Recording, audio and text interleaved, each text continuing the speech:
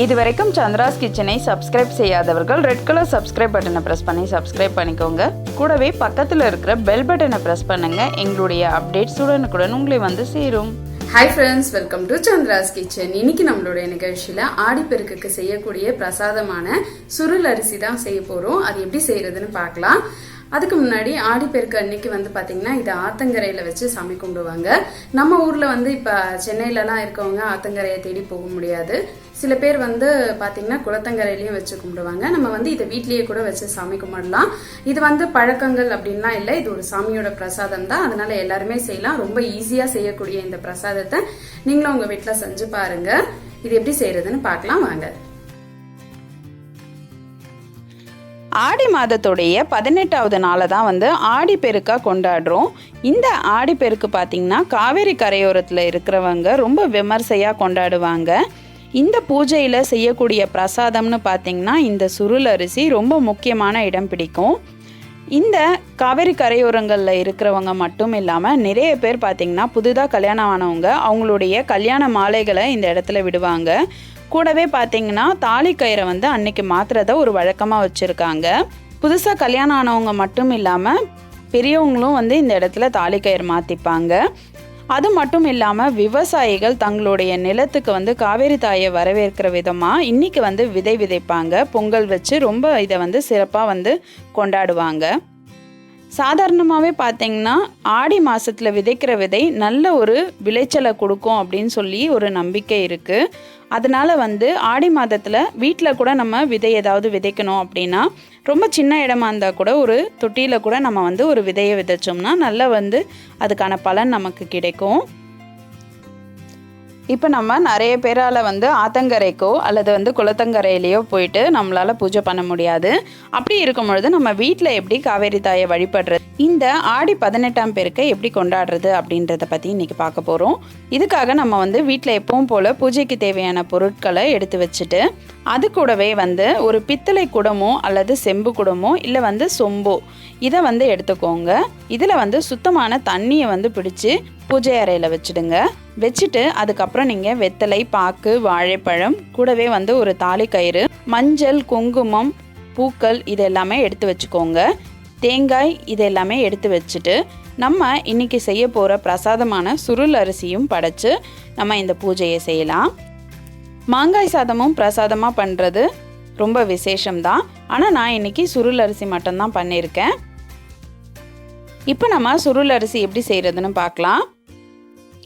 இப்போ நம்ம வந்து பச்சரிசி இது வந்து நான் 200 கிராம் எடுத்திருக்கேன். இதை வந்து நான் 2-3 தடவை நல்லா அலசிட்டு அதுக்கப்புறம் ஒரு வெள்ளை துணியில் போட்டு காய வச்சு இந்த மாதிரி எடுத்து வச்சுருக்கேன். தேங்காய், அதுக்கப்புறம் ஏலக்காய் வந்து நான் பொடி பண்ணி வச்சுருக்கேன்.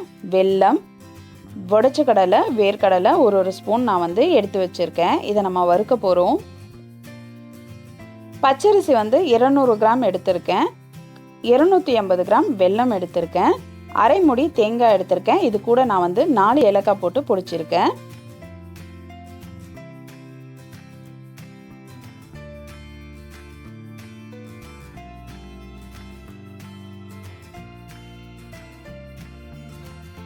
இப்போ நம்ம சுருள் அரிசி எப்படி செய்கிறதுன்னு பார்க்கலாம். கடாயில் ஒரு ஸ்பூன் உடைச்ச கடலை, ஒரு ஸ்பூன் வேர்க்கடலை சேர்த்து இதை நல்லா வறுத்துக்கோங்க. நம்ம வந்து இதுக்கு நெய், எண்ணெய் இதெல்லாம் எதுவுமே சேர்க்க போகிறதில்ல. இதை வந்து வெறுமனே தான் நம்ம வறுக்க போகிறோம்.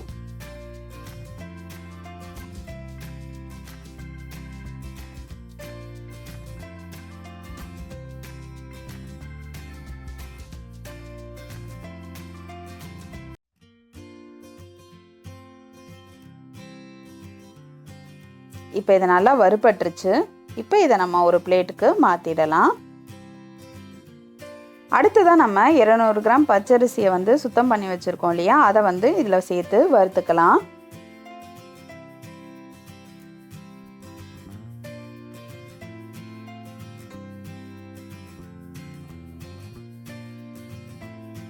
இது வந்து நல்லா வாசனை வர மாதிரி நல்லா வறுத்துக்கோங்க. இது கொஞ்சம் இதுலேயே வந்து பார்த்திங்கன்னா பொரிஞ்சு உங்களுக்கு நல்லா வறுபட்டிருக்கும்.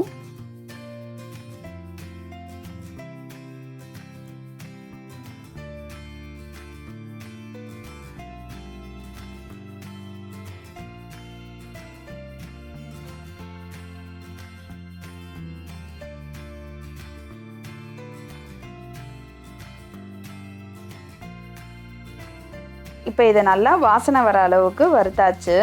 இப்போ இதை நம்ம வந்து ஒரு மிக்சருக்கு மாற்றிக்கலாம். நம்ம மிக்சருக்கு மாற்றியாச்சு. இதை வந்து நம்ம மாவை அரைக்கக்கூடாது, கொஞ்சம் ரவை பதத்துக்கு இந்த மாதிரி அரைச்சிக்கோங்க. அடுத்ததாக நம்ம வந்து வெல்லம் கூட கொஞ்சம் தண்ணி சேர்த்து இதை வந்து பாகு காய்ச்சிக்கலாம். பாகுனா வந்து இது வெல்லம் கரையிற மாதிரி அளவுக்கு இருந்தால் போதும், ரொம்ப வந்து கம்பி பதம்லாம் தேவையில்லை. இப்போ வெல்லம் வந்து நல்லா கரைஞ்சி கொதிக்க ஆரம்பிச்சிடுச்சு. இப்போ இதை நம்ம வடிகட்டிக்கலாம்.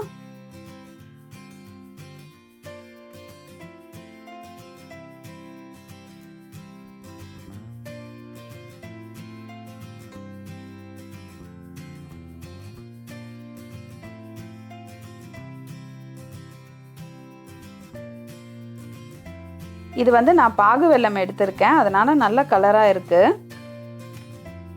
இப்போ நம்ம வடிகட்டியாச்சு.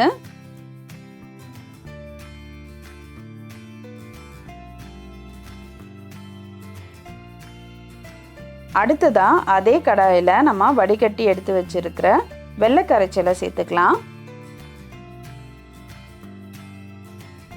இப்போ இது கொதிக்க ஆரம்பிக்கும் பொழுதே நம்ம வந்து பார்த்திங்கன்னா வேர்க்கடலையும் உடைச்ச கடலையும் வறுத்துருந்தோம் இல்லையா, அதை வந்து இதோட சேர்த்துக்கலாம்.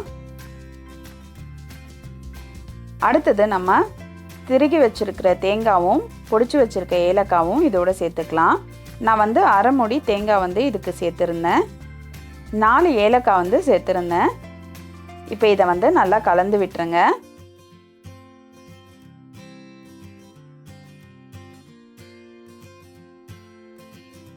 இப்போ நம்ம தேங்காய், வேர்க்கடலை, உடைச்ச கடலை, ஏலக்காய், வெல்லம் எல்லாம் சேர்ந்து நல்லா கொதிக்க ஆரம்பிச்சிடுச்சு. இப்போ நம்ம வறுத்து பொடி பண்ணி வச்சுருக்கிற பச்சரிசியை நம்ம இதோட சேர்த்துக்கலாம். இது வந்து நீங்கள் சேர்த்துட்டு கொஞ்சம் இதை நல்லா கலந்து விட்டுருங்க. இந்த மாவோட இந்த வெள்ளை கரைச்சல் எல்லாமே நல்லா சேர்ந்து நல்லா சுருண்டு வர அளவுக்கு இதை நல்லா கலந்து விட்டுருங்க. இது வந்து ஒரு 5 நிமிஷத்தில் வந்து ரெடி ஆகிடும். ரொம்ப நேரம் இதை வந்து வச்சிங்கன்னா இது வந்து கட்டியாயிடும். அதனால் வந்து இது கடாயில் ஒட்டாத பதம் வந்த உடனேயே இதை நம்ம வந்து இறக்கிடணும்.